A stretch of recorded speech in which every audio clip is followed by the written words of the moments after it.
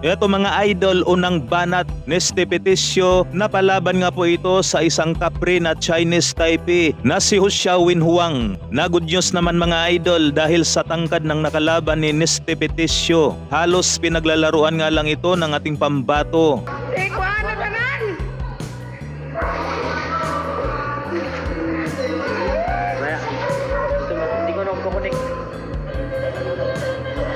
Nice. Ganda ng ano, movement. Nice, yan na. Pepsi yan. Tinanim siya. Tinanim mo. Bang. Yan na.